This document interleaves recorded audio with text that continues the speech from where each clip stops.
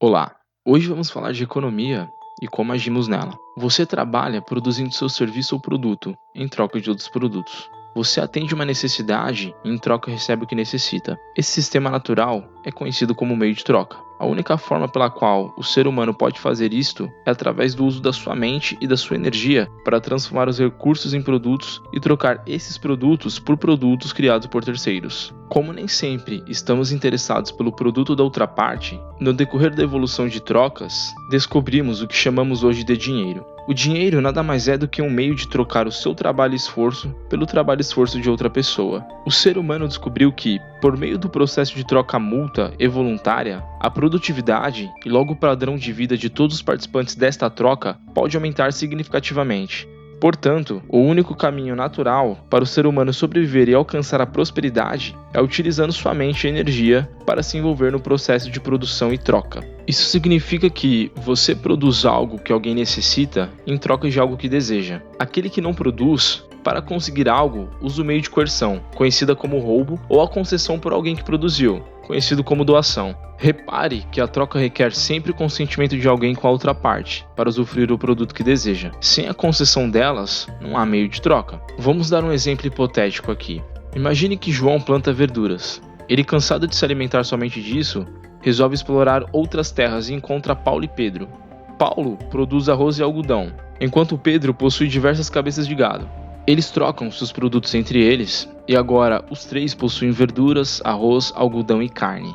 Mais fortes e com fontes alimentares em abundância, eles resolvem explorar outras terras e encontram uma pequena cidade de ferreiros, carentes de fome e frio, na qual possuem excelentes ferros e habilidades de moldagem. Eles trocam suas comidas pelos serviços de ferreiro, e assim acelera o meio de produção de suas terras, podendo agora produzir mais e cultivar novas terras. Repare que todos ficaram com mais recursos. O João só tinha verduras e agora tem carne, algodão, arroz, ferros e mais terras, cultivando ainda mais alimentos. Os ferreiros só tinham ferro, e agora tem comida em abundância e seus serviços valorizados pelo meio de produção. Assim funciona a ordem natural de trocas. Cada ação levou a outra ação, por uma necessidade de cada indivíduo ou satisfazendo o prazer individual. A divisão do trabalho faz parte do processo de riqueza da humanidade, e é mais produtivo que o trabalho solitário, e nós somos capazes de perceber esta verdade. Caso contrário, seríamos rivais. O que nos impede de sermos é exatamente o nosso intenso prazer de satisfazer nossos desejos e estado de coisas. A divisão do trabalho fornece a paz entre nós.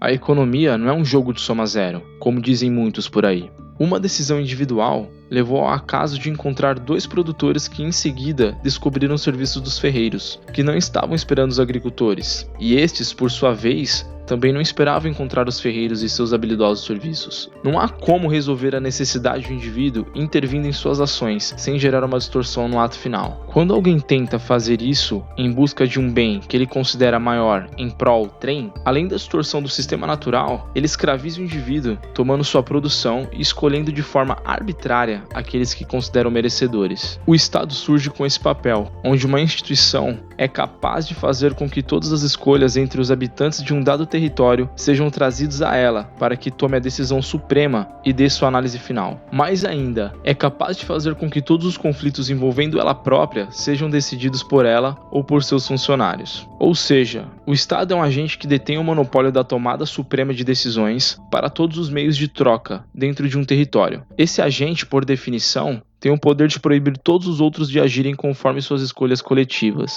O grande sociólogo alemão Francis Oppenheimer apontou para o fato de que existem duas formas mutuamente exclusivas de adquirir riqueza. A primeira, de produção e troca, ele chamou de meio econômico. A segunda é mais simples. Na medida em que não requer produtividade, é a forma em que se confiscam os bens e serviços de outro através do uso da força da violência. É o método confisco unilateral, do roubo da propriedade dos outros. A este método, Oppenheimer rotulou de o meio político de aquisição de riqueza. As ordens naturais não podem ser premeditadas, pois o Estado nunca conseguirá atender todas as necessidades individuais. Quando ele intervém de maneira coercitiva na propriedade do indivíduo, em busca de uma melhoria coletivista, ele altera a ação natural e suas consequências indefinidas, causando um desequilíbrio na ordem da ação e na vida das pessoas. O que sempre fez do Estado um verdadeiro inferno foram justamente as tentativas de torná-lo um paraíso. Adam Smith reconhecido como o pai da economia moderna, dizia: o estadista que pretendesse ditar aos indivíduos o modo de empregar seu capital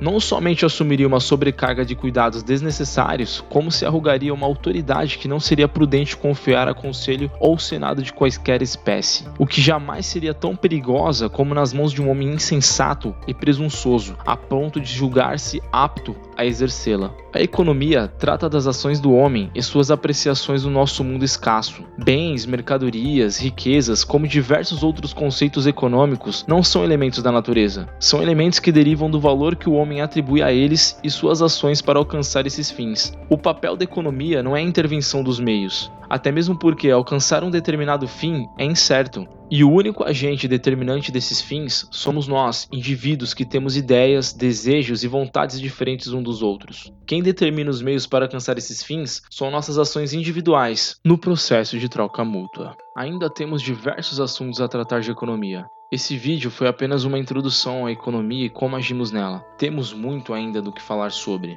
Comente no vídeo suas dúvidas e sugestões, prometo que responderei todas. Deixe seu like e se inscreva no canal, isso me ajuda a crescer e desenvolver mais conteúdos para vocês. O Fabricando Riqueza fica por aqui, um forte abraço e até mais.